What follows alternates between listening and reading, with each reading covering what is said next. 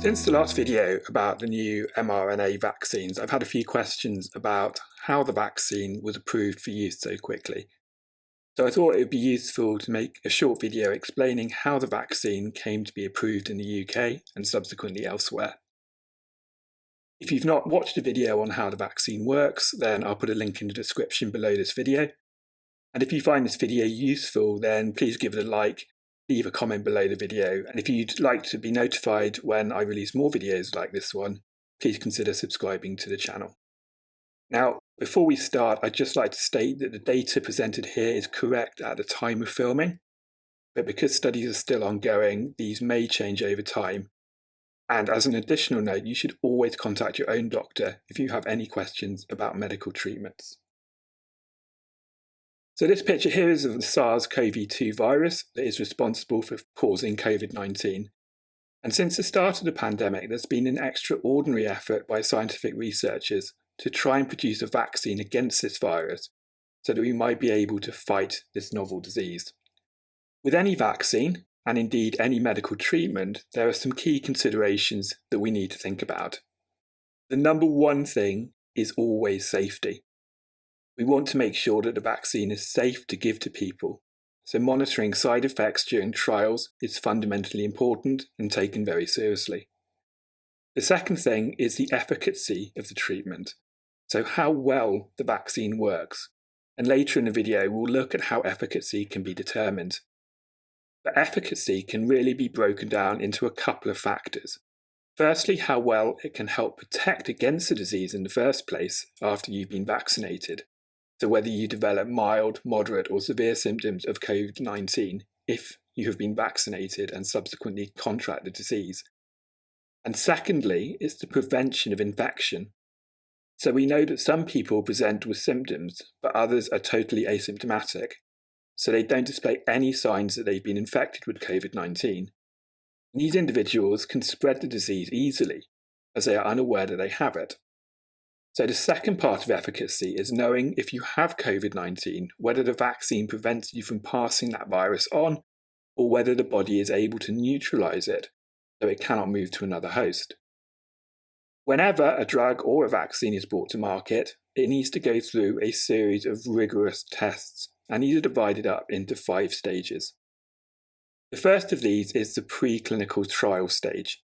So this is where the vaccine is given to animals in a lab, most commonly mice, and the point of this trial is firstly to monitor side effects. So they're looking for anything that may be minor, like skin irritation, through to more serious things like fever, nausea, vomiting, fatigue, and with the worst possible outcome being death. So any treatment with a high mortality rate is excluded at this stage. The second aim of this phase of the trial is to determine the efficacy of the vaccine. So how well does it work? And do the mice develop a robust immune response against the virus? So levels of antibodies against SARS-CoV-2 will be monitored to determine this, but also to see whether those antibodies are effective at neutralizing the virus. Lastly, we look to see whether the vaccine is protective against infection. So mice will be given the virus and monitored to see whether they go on to display symptoms of COVID-19. It's important to note here that at all stages of the trials, there will also be a placebo group who receive something like saline, which is salt water, to try and show that any effects are genuinely due to the vaccine itself and not something else. So that's the preclinical stage. If the potential vaccine gets through this stage, then it moves on to the phase 1 clinical trials. So this is when the vaccine first gets given to human volunteers, and it's just a small number at this stage. So anything up to around about 100 or so individuals. And what's important to note is that the participants at this stage are all healthy. They don't have any underlying health conditions because that's not the point of the study at this stage. Really, what phase 1 is determining is the dosage of the vaccine to be given. The side effects are of course being monitored, but the researchers are trying to work out what an effective dose of the vaccine is. So they're trying to find a sweet spot in between the dose being too high and therefore increasing the risk of developing adverse side effects, and too low, meaning that the body does not respond robustly enough and therefore does not produce sufficient amounts of antibodies to effectively neutralize the virus. Having checked in a small group of healthy volunteers, the next stage is phase 2 clinical trials. So again in humans, but this time a larger group. So probably anywhere up to around about 1,000 participants. And this time, the participants are demographically matched to the potential recipients of the vaccine. So there needs to be a representative cross-section of the population, including things like gender, age, ethnic background, and underlying health conditions. So this phase will include people with comorbidities such as heart disease, diabetes, etc. The primary goal of this phase is to monitor the side effects in this demographically matched population. So the dosage that was determined in phase 1 will now be given to see whether people respond in a similar way to that dose. So any side effects are recorded, whether that's mild, such as swelling at the injection site, skin irritation, through to slightly more severe side effects, including fatigue or fever, and in the worst case scenario, death. And what the researchers are determining here is the dosage efficiency. So does the dose that was determined in phase 1 cause a robust immune response in this cross-sectional representation of the population in terms of antibody production? All being well, the vaccine will move on to phase 3 trials. And here the numbers really start to get ramped up. So we're talking thousands or tens of thousands of participants. Again, it's a demographically matched population, just like in phase 2, but on a much larger scale. And the goal here is to test the efficacy of the vaccine under real-world conditions. So participants will be given the vaccine under a set dosing regimen and asked to go about their normal day-to-day activities. And both during and after the trial period, the participants will be monitored to see whether they develop symptoms of COVID-19, and if so, the severity of the disease. And this is compared to the data from the placebo group. So remember, each phase has a group that receives an injection of saline or something like that. And so the researchers can ensure that the effects are due to the vaccine. If the vaccine makes it all the way to the end of this phase, then it can be put forward for approval. And in the case of the SARS-CoV-2 vaccines, they are seeking approval for emergency use, which can shorten the time frame for approval. But what is fundamentally important to remember is that any vaccine that is approved has been tested on the same number of individuals that any drug that makes it to market has been tested on, with exactly the same degree of rigour. The time frame has just been shortened due to the pressing need to develop this vaccine. In the last part of this video, I wanted to briefly discuss how the efficacy of a vaccine is determined. So in any trial, you will have the total number of participants, and these will be subdivided into the placebo group we discussed, who receive an injection of something that does not contain the vaccine, and the test group who receive the vaccine. Over the duration of the study, both these groups will be monitored to determine how many cases of the disease developed.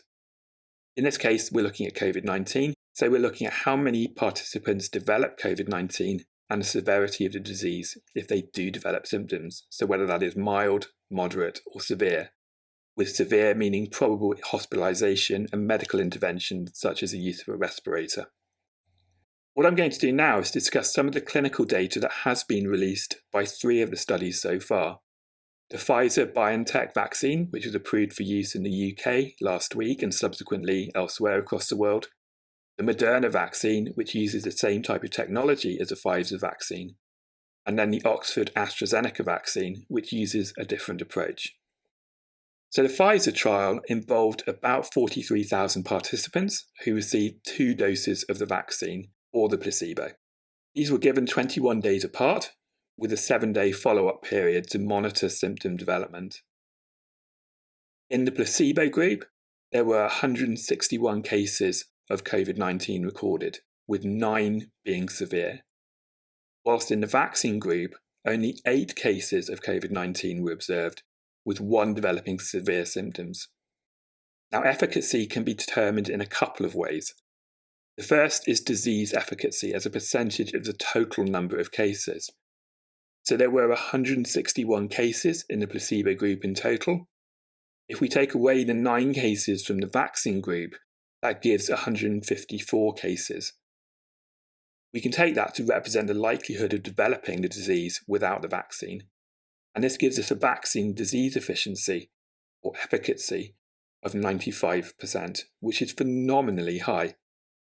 When studies started, some groups were hoping for around about 60 to 70% efficacy in these first groups of vaccines, so 95% is incredible. The second monitoring method is efficacy against developing severe symptoms.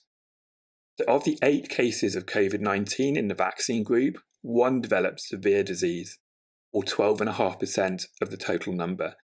Therefore, it gives a severe disease efficacy of 87.5%. Again, brilliant numbers. If we look at the Moderna vaccine trial, this involved about 30,000 participants being given 2 doses, but this time 28 days apart, with a 14-day follow-up period. Looking at the same numbers, 185 cases in the placebo group and 11 in the vaccinated group, with 11 severe cases for the placebo group and none in the vaccine group. So this gives us an overall disease efficacy of 94% and a severe disease efficacy of 100%, as there were no severe cases in the vaccine group at all. Again, fantastic outcomes.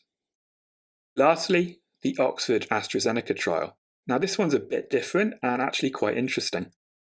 So this trial, which uses a different approach, involved 2 doses at day 0 and 28 with a 14-day follow-up in which all participants were tested to see if they had COVID-19. There were 2 separate trial groups though. One in Brazil, which involved around about 9,000 participants, and in this vaccine group they received 2 full doses of the vaccine on day 0 and day 28, which resulted in an efficacy of 62%. The second trial in the UK involved about 3,000 participants, but due to an error, participants in this trial received only a half dose of the vaccine on day 0 and then a full dose on day 28. And interestingly, the efficacy in this case was much higher at 90%. Now this is really intriguing because the Oxford vaccine uses a harmless virus that normally causes a cold in chimpanzees to deliver the genetic material from the SARS-CoV-2 virus to our cells. That allows us to produce an immune response against SARS-CoV-2 virus, but one theory to explain the lower efficacy in the Brazil group is that the full dose given on day 0 created such a robust immune response against the delivery virus itself that it was destroyed too quickly after the second injection to really have any booster effect.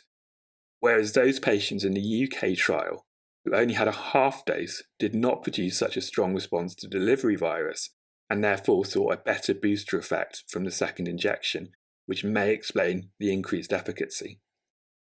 So, with any vaccine, there are always considerations and refinements to be made.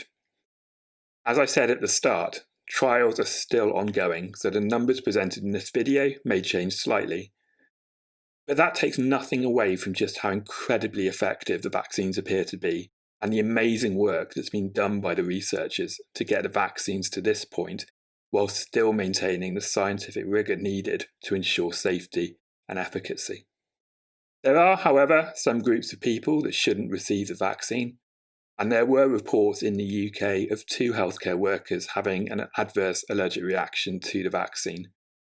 But the advice for all vaccines is that if you have a severe underlying allergic condition, that you should avoid receiving vaccines anyway. Incredibly, even before some of the first wave vaccines have been approved for use across the world, work on refining them for second wave vaccines with even better efficacy and improved safety are underway.